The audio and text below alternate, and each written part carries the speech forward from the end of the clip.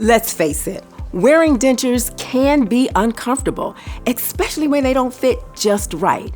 That's where Sof-Grip by Dentemp comes in. Here are a few helpful tips to get the best fit. Start with clean and dry dentures. Apply Sof-Grip generously. Use around 2.5 milliliters per denture using the marks. For upper dentures, be sure to follow a zigzag pattern.